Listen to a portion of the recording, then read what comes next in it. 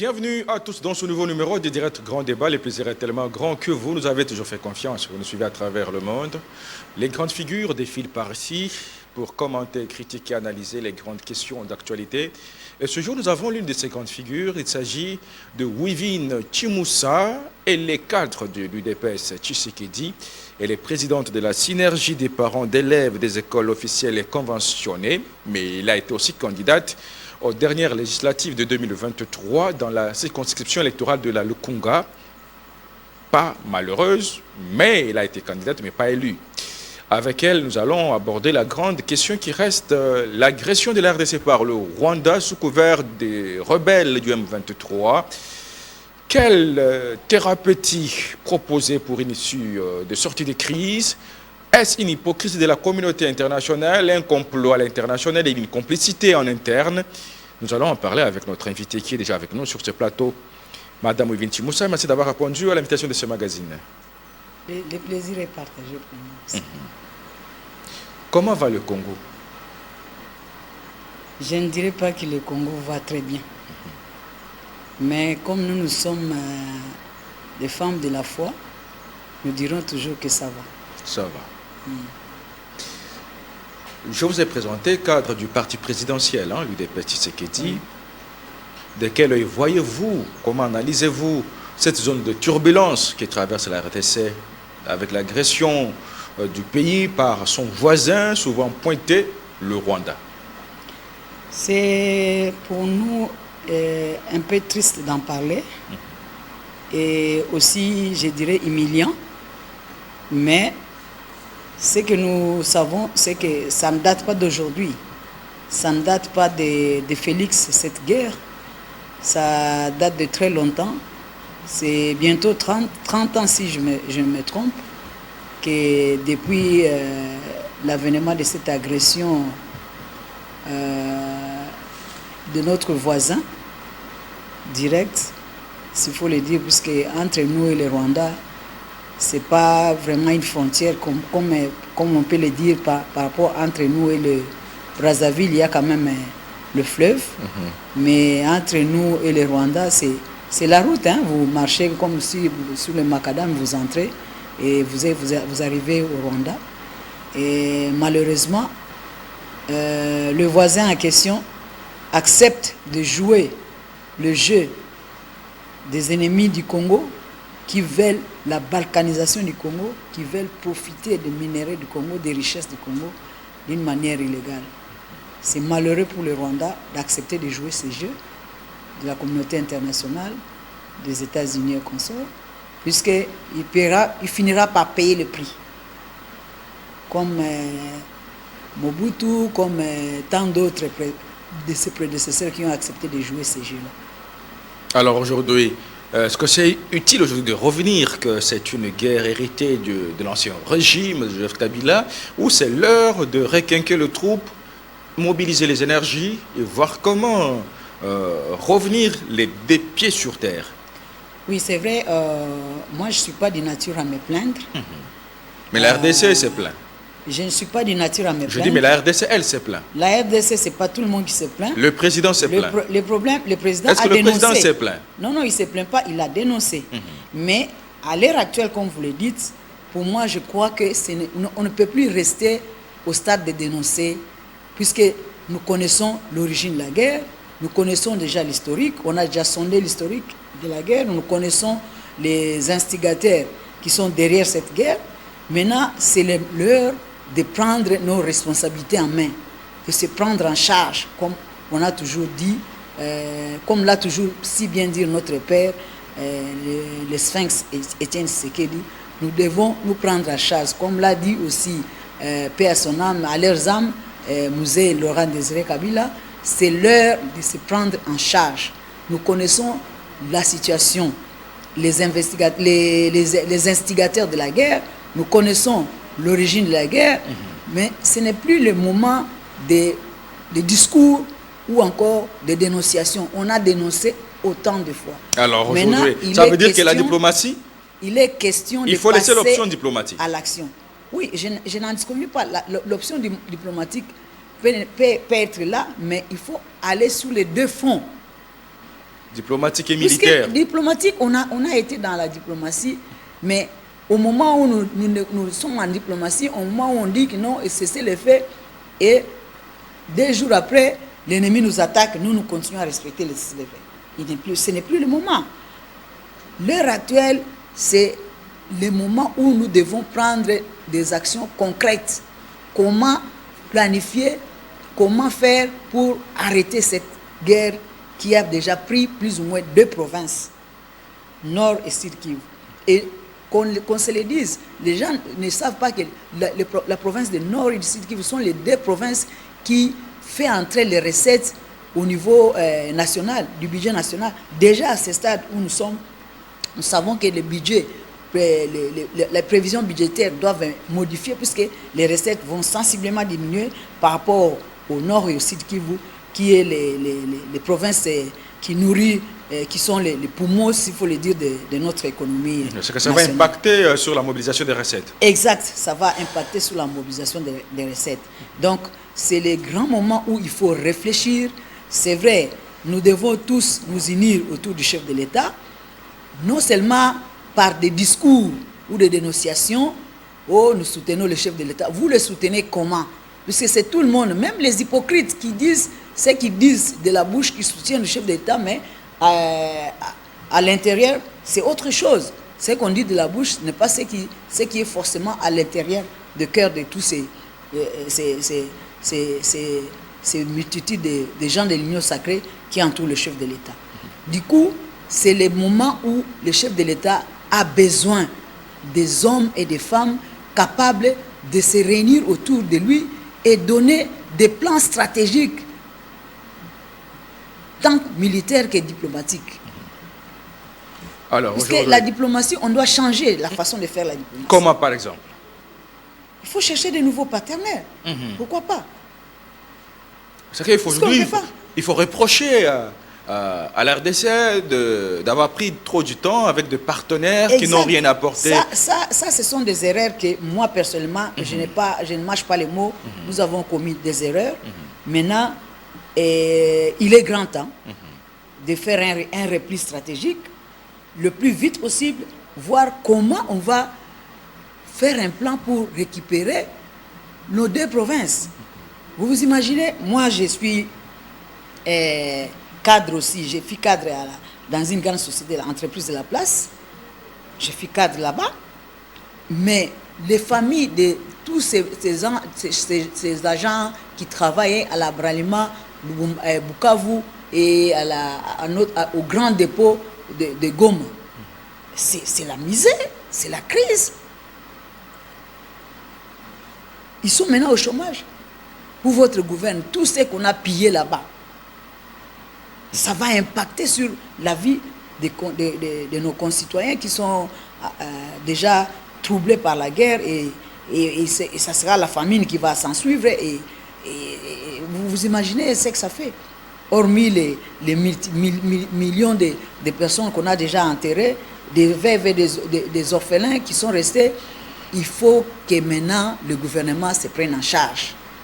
Le gouvernement en place doit faire des projections et des plans stratégiques secrets et travailler avec des gens, des hommes de confiance. Puisque à l'heure actuelle, nous avons l'impression que le chef de l'État est trahi de tous bords. L'erreur est en lui-même, son mauvais casting? Je dirais un peu oui. Puisqu'il y a plusieurs dénonciations autour des personnes avec lesquelles... Ses collaborateurs. De ses collaborateurs, mais il n'a pas pu prendre des décisions au moment opportun. Et là, nous personnellement... Ça vous rattrape. Ça nous rattrape. Vous êtes seul comptable aujourd'hui. Ça nous rattrape. Ça nous rattrape. Bon, moi, personnellement, je dirais, par exemple, au niveau du ministère de la Défense,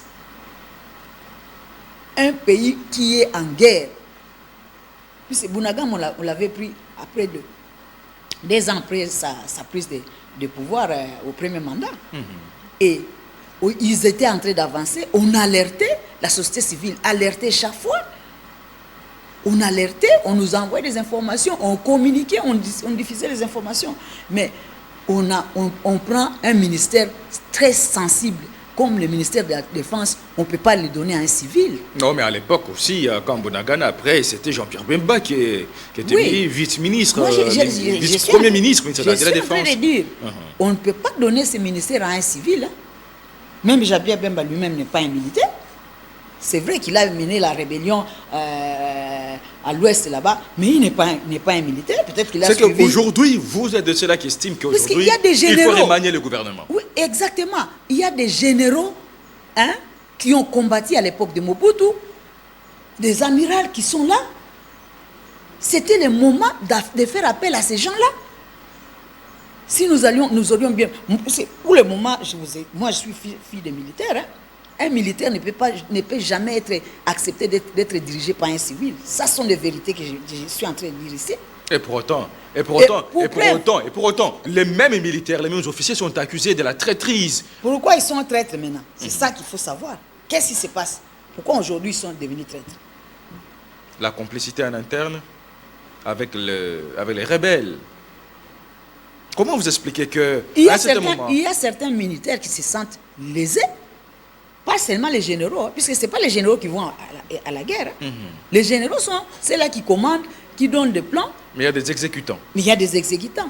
Est-ce que ces exécutants sont bien vus? Et c'est ces généraux qui doivent donner des plans. Est-ce qu'ils sont écoutés? Ça, c'est aussi une part de chose. C'est vrai de dire que non, les généraux ont trahi, et ils sont en complicité, ils sont infiltrés. On n'a pas été infiltrés aujourd'hui pour votre gouvernement. L'infiltration de notre armée ou encore dans notre pays n'a pas daté d'aujourd'hui. Même à l'époque de Mobutu, on a toujours été infiltrés. Mais pourquoi on avait les militaires, les leaders militaires qui étaient des véritables combattants à qui on a donné les pleins pouvoirs? Bon, il y a des choses qu'on peut pas dire tout ici au micro, mais il y a eu des erreurs que nous voudrions bien, si possible, ce n'est pas encore tard. Peut-être c'est tard. Ce n'est pas encore tard. Alors, deux provinces déjà sous contrôle. Bukavu et Goma, ce n'est pas encore tard. Alors, aujourd'hui, des provinces sous contrôle. Ce n'est pas encore tard. Nous avons 26 provinces. On peut encore se rattraper en faisant un nettoyage au sein de l'armée, en cherchant des hommes vaillants, en faisant un nettoyage autour des conseils du chef de l'État, autour de tous ceux qui sont dans son cabinet. Il doit faire une révision des troupes au niveau de l'armée, au niveau du gouvernement, pour savoir avec qui on va maintenant démarrer les choses. Il est grand temps qu'on puisse le plus vite possible faire des plans concrets. Alors, aujourd'hui, vous estimez... que nous puissions tenter de récupérer quoi que ce soit. Alors, vous avez estimé, Madame Vinci Moussa, je rappelle que vous êtes cadre de l'UDPS Tshisekedi, vous estimez qu'aujourd'hui, vous soutenez la thèse d'un remaniement du gouvernement. Moi, à quoi ça va servir dès lors que la traîtrise, l'infiltration, c'est la chanson la plus chantée? Moi, personnellement, on peut ne pas remanier le gouvernement totalement, mais on peut changer de pion. Qui dit remaniement, ce n'est pas dit qu'il faut nécessairement changer le Premier ministre et tous les membres du gouvernement, non. On peut changer certains pions. Non seulement au niveau du gouvernement, mais surtout au sein de l'armée. Est-ce qu'aujourd'hui, ce qui arrive à la RDC, est-ce que c'est bien, est-ce que ça appelait à une conscience collective d'abord? Exactement. Qui peut ne pas aujourd'hui, que ce soit congolais, que ce soit de l'opposition, de la majorité ou de la société civile, aujourd'hui, à l'heure actuelle, qui n'est pas concerné par ces problèmes qui frappent le Congo? Surtout nous qui sommes du Sud Kivu. Nous qui sommes natifs du Sud Kivu, nous sommes totalement dans le désarroi, abattus. Nous avons la famille là-bas. Au moment où nous parlons, on ne sait même pas envoyer l'argent pour qu'ils puissent s'acheter de la nourriture. Depuis vendredi, ils sont dans la maison, ils ne sortent pas.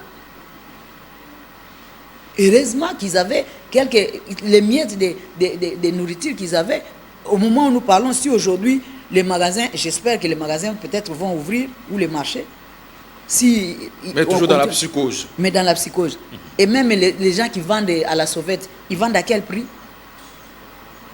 Et les fonctionnaires qui vivent là-bas, nos familles qui sont des fonctionnaires là-bas, l'argent, ça fait 2 mois, ils n'ont pas été payés. et les banques ne fonctionnent pas. Et même si vous allez envoyer l'argent par quel moyen? Donc tout ça, ce sont des problèmes que normalement, la situation telle qu'il se présente, quand vous regardez, vous circulez dans la ville, ça c'est triste. On voit les gens à pleine journée dans les terrasses, plein en train de boire la bière et on met la musique. C'est que l'inconscience. Est-ce qu'il y a eu un véritable appel à un sursaut patriotique, un véritable appel à une véritable cohésion nationale? Bon, mais le chef de l'État avait fait, après la prise de Goma, le chef de l'État avait demandé, a fait l'appel à la cohésion nationale. Est-ce qu'il y a du répondant? À voir ce que vous venez de dire, l'attitude du peuple. Vous avez évoqué qui dans les terrasses, qui... Ah oui. Est-ce que ça a trouvé du répondant? L'appel du chef de l'État, à la cohésion, à l'unité nationale, est-ce que ça a retrouvé du répondant dans les fiefs du peuple? Je dirais à Kinshasa, je crois qu'il n'y a pas encore de répondant. Surtout au niveau de la population. Même quand vous regardez la plupart de nos chaînes, il n'y a pas des émissions qui vraiment on met des émissions pour sensibiliser totalement la population. Il n'y en a pas. C'est pour moi, j'ai dit, il faut qu'il y ait un plan. Un plan sur le plan médiatique, sur le plan... Donc, il faut politique, donc on vous reproche, vous aussi, l'UDPS et l'Union Sacrée. Au sein de l'Union Sacrée, on ne sent pas cette prise de conscience de la situation qui traverse le pays. Sinon, à part le poste ministériel, là, on sentirait au sein de l'Union Sacrée, ça allait bouillonner, hein? Au sein de l'Union Sacrée, c'est ce que moi je suis en train de dire. Quel rappel de troupe? Moi, depuis toujours, avec toi dans cette chaîne ici, j'ai dit que cette Union Sacrée est remplie de crocodiles, de serpents. Il y a toutes sortes de catégories dans cette Union Sacrée. Moi, personnellement, je n'ai jamais été d'accord pour l'Union Sacrée. Je n'ai jamais été d'accord. Puisque, qu'est-ce que l'Union Sacrée nous a amené? Des députés? Nous, l'UDPS. Une assise dans certaines provinces, par exemple Vital Kamerhe et Bathilou Kouébou, vous ont apporté une assise dans, l'UDPS n'a pas bénéficié dans le sud Kivu. L'UDPS n'a pas bénéficié, qu'on se le dise, dans cette histoire d'Union Sacrée. Ce sont les membres du FCC, les ex-PPRD, consorts qui en sont bénéficiaires aujourd'hui. Qui en sont bénéficiaires. Et tout ça au dos du chef de l'État. Et aujourd'hui, vous vous rendez compte? Vous vous rendez compte aujourd'hui? Bon, nous, en tant que cadre à la base, on ne pouvait que dire ce qu'on a dit. Nos chefs qui sont au niveau de l'exécutif, ils ont pris d'autres options. Et nous, on ne peut que donner des conseils ou parler tel que nous sommes en train de dire. C'est pourquoi moi j'ai dit qu'il est grand temps que nous puissions reprendre les champs. Puisque vous savez qu'au nord et au sud Kivu là-bas, ce sont les membres de l'UDPS qui sont recherchés par les M23. Pas plus tard à Bukavu, on a torturé jusqu'à mort un cadre de l'UDPS. Jusqu'à mort. Il y a des images. Alors aujourd'hui, l'UDPS et ses alliés de l'Union Sacrée, quelle mobilisation, quelle conscientisation face à cette situation? Moi, ce qui m'étonne, même quand je suis les débats qui s'est fait au niveau du Parlement à cette session extraordinaire, je ne sens pas qu'est-ce que nous mettons à la table du chef. Je ne sens pas. Néanmoins, qu'on se le dise, les prêtres sont venus avec leur plan. Que vous critiquez. Peut-être qu'ils sont que vous ne semblez pas aimer. Moi, personnellement, je ne critique pas les prêtres. On va je ne peux pas les critiquer. Au moins, ils sont venus avec quelque chose sur la table. Des concrets. Des concrets. Mais vous, les politiques? Mais nous, les politiques, qu'est-ce que nous avons mis sur la table? Pas de dialogue. La plupart dans votre langage, pas de dialogue. Okay. En contrepartie. Moi, personnellement, je n'ai jamais voulu qu'il y ait dialogue avec les M23. En contrepartie. J'avais refusé dès le départ, quand on avait déjà pris Bunagana, j'avais refusé. Mais par contre, j'avais dit qu'on puisse faire un plan d'attaquer. Maintenant là, nous avons deux choix. On est presque dans une position de faiblesse. À voir comment notre armée, les FARDC, avec les Sud-Africains, qui sont d'ailleurs pris en otage à l'aéroport de Kavumu. Les Sud-Africains et les quelques Burundais qui sont pris en otage à l'aéroport de Kavumu. Nos militaires ne se sont pas battus. Moi, j'ai la famille à Kavumu, à l'aéroport. C'est le village de mon père. J'ai mes neveux et mes petits-fils. C'est mon petit-fils qui m'appellera le vendredi, quand les M23 sont entrés à l'aéroport. Nos FARDC n'ont même pas tiré une seule balle pour faire la contre-offensive. Rien. Et comment voulez-vous dire que nous avons une armée à ce moment-là? Alors, à l'instant là, la situation est telle qu'elle est devant nous tous. Que faire? Il faudra se confier à la démarche des évêques, de la SENCO, de l'ECC. Faudra-t-il, qui d'ailleurs, déjà dans leur préambule, c'est déjà un signe de dialogue qui est largué, et même certains diplomates ne jurent que sur le dialogue. Vous avez même suivi l'ancien médiateur Lorenzo, qui est devenu président de l'Union africaine, et dit qu'il n'y a pas d'autre solution que dialoguer. C'est pourquoi moi j'ai dit ceci. Ce sont des erreurs que nous-mêmes avions commises. Au moment où il fallait attaquer l'ennemi, nous on était dans autre chose. Une négligence. Une négligence totale. On était dans autre chose. Maintenant, nous avons deux provinces non négligeables qui sont entre les mains de l'ennemi. Les banques ne fonctionnent pas, les institutions ne fonctionnent pas. Qu'est-ce que nous proposons? On a deux plans. Soit nous devons engager totalement des mercenaires, on met en dehors nos FARDC et nos généraux, on engage des mercenaires, ils viennent avec leurs plans et ils vont s'attaquer attaquer les M23. Si on n'a pas ces moyens-là, on a le deuxième choix, c'est de négocier, de dialoguer. Donc il n'y a que deux solutions. C'est vrai pour moi, la solution de dialoguer avec les M23 n'est pas une bonne solution. C'est une pilule difficile à avaler. C'est une pilule amère à avaler. Pour moi, personnellement, c'est une pilule amère à avaler. L'option qui est là, c'est forcément militaire. Militaire. Il faut chasser l'ennemi hors du territoire national. D'attaquer. On peut attaquer à partir des avions en l'air. On peut attaquer souterrainement. Il y a encore moyen. Il y a encore moyen. Mais malheureusement, on ne peut pas compter sur l'armée actuelle. Comment voulez-vous, cette armée-là est divisée? Il y a une partie des FARDC qui reçoivent les ordres de l'autre côté. Il y a les JR qui sont aussi sur le terrain pour se battre. Ils reçoivent l'autre de notre côté. Il y a la MONUSCO. C'est ce qui s'est passé à Goma. La MONUSCO, et ils reçoivent les autres. D'abord, la MONUSCO est venue faire quoi? Pendant tous ces 30 ans, la MONUSCO a toujours été avec nous. Quand même, la mission de paix. Elle a joué quand même un rôle prépondérant dans moi, personnellement, tout c'est ce qui depuis se passe. 2014. La MONUSCO, la SADC, la SAMI RDC ont quand même... La SADC, n'en parlons pas encore. Moi, personnellement, la MONUSCO, j'en avais dénoncé la présence de MONUSCO depuis 2014. J'ai dit que la MONUSCO a démontré ses limites. Elle devait plier bagage. Il devait plier. Il est venu pour la mission de pacification à l'époque de 4 plus... 1 plus 4. 1 plus 4. On a pacifié, on a mis la concession de 2006. Ils devaient partir. Ils ont changé de mission, la mission de paix. La mission de paix, depuis qu'ils sont entrés dans cette mission de paix, est-ce qu'il y a eu la paix au Congo? Il n'y a jamais eu la paix. Il n'y a jamais eu la paix. Et ce sont ces mêmes MONUSCO qui avaient dénoncé quand les M23 ont pris Bunagana, ils avançaient. Ce sont les mêmes MONUSCO qui ont dit que leurs armes sont même incapables par rapport aux armes que les M23 avaient des armes sophistiquées. Et ces gens-là, vous allez les amener. Ils étaient là, au centre-ville de Goma. Quand les M23, la MONUSCO était là quand les M23 est entré.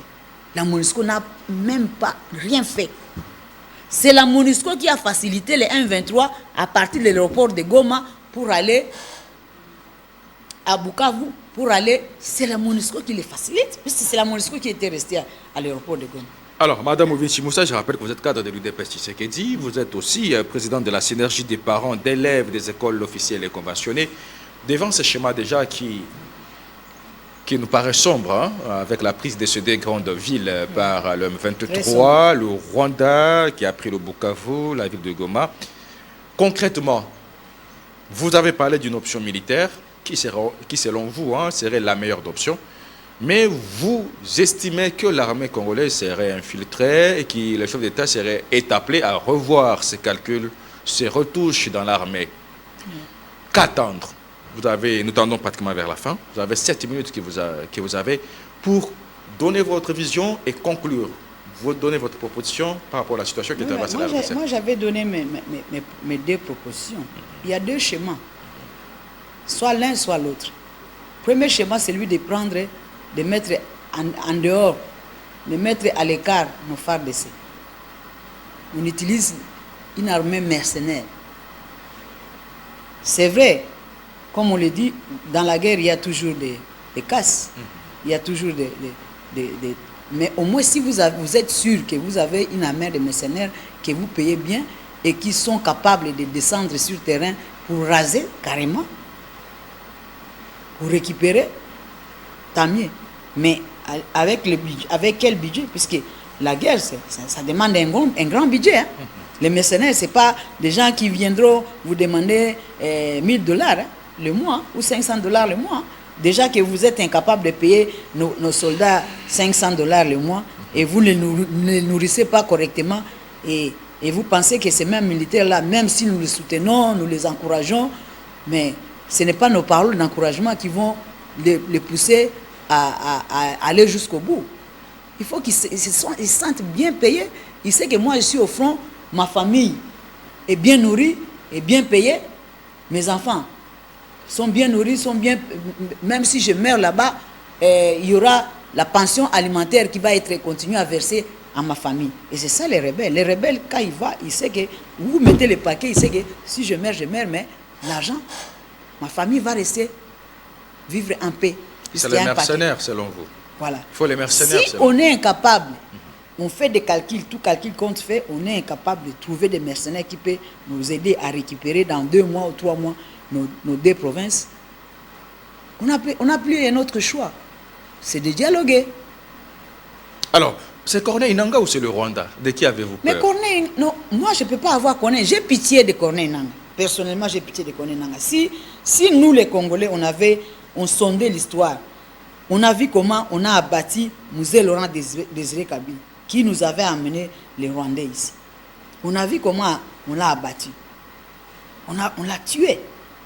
Puisque tout simplement il a décidé. Qu'est-ce qui les empêcherait? Puisqu'ils ont été ici avec nous. Les Bosco Tanganda, les autres, ils ont les James Kabarebe, ils ont géré jusqu'à devenir chef de l'état-major. C'est nous qui leur avons ouvert la porte. Et ils ont ces beefsteaks-là qu'ils ont goûté ici. Ils veulent revenir, les récupérer. Et c'est à nous maintenant de prendre conscience.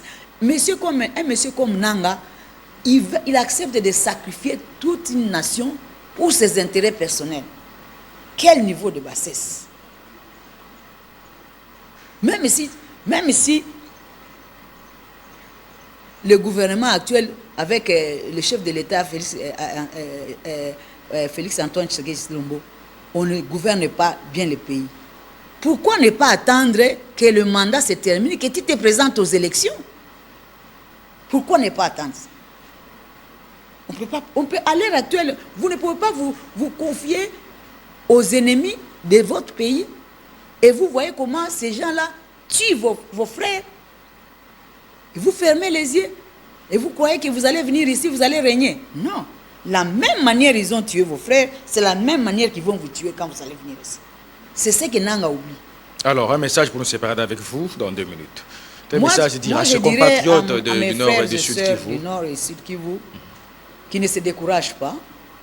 Nous sommes de cœur avec eux, que ce soit en prière, puisque nous prenons toutes les armes. Nous avons les armes spirituelles pour nous éclairer.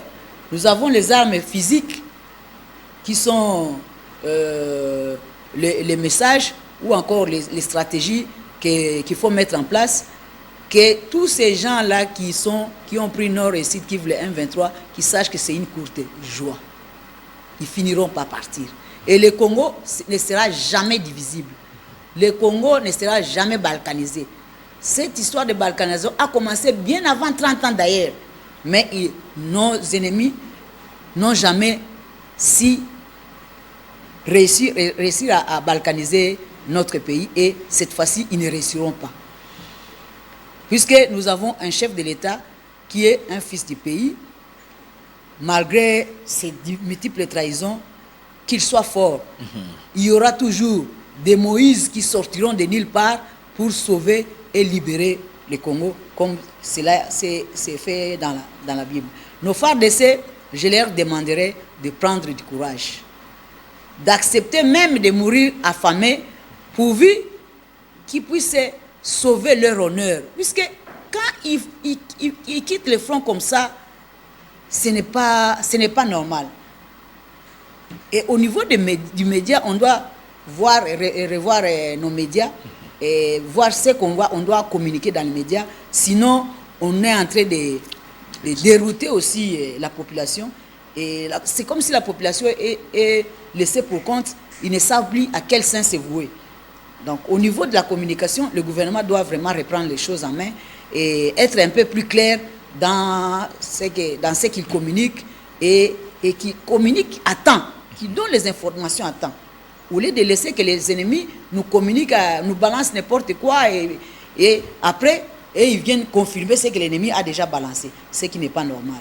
Donc, je demanderai courage à nos frères et sœurs de Goma et de Bukavu, à toute la famille qui est là, qu'ils prennent courage, qu'ils continuent à se mettre à genoux et à dénoncer, à surveiller les voisins qui entre, qui sort. Nous tous, nous sommes devenus des membres de sécurité. Au moment où vous entrez dans un taxi, il faut savoir vous êtes avec qui et quelles sont les personnes avec qui vous êtes dans le transport, même les voisins. Le soir, vous sortez un peu dehors, essayez un peu de voir qui entre, qui sort, qui circule sur l'avenue. Vous devez connaître tous ces gens-là. Merci. Merci beaucoup, Madame Ovidi Moussa, d'avoir répondu à notre invitation. Oui, c'est à moi de vous dire merci. C'est la fin de ce magazine Direct Grand Débat qui a reçu ce jour Madame Ovidi Moussa, candidate malheureuse entre guillemets, qui n'a pas été élue. Hein? Non, je n'ai pas été proclamée. Hein? Je n'ai pas été proclamée, mais j'ai été élue. Ok. C'est un problème politique. Elle a été candidate dans la circonscription électorale de la Lukunga et Kinshasa. Elle est cadre de l'UDPS Tshisekedi. Elle est présidente de la synergie des parents d'élèves des écoles officielles et conventionnées. Le prochain invité sur vous. Entre-temps, chacun à vous tous, excellente suite de nos programmes. Et à plus.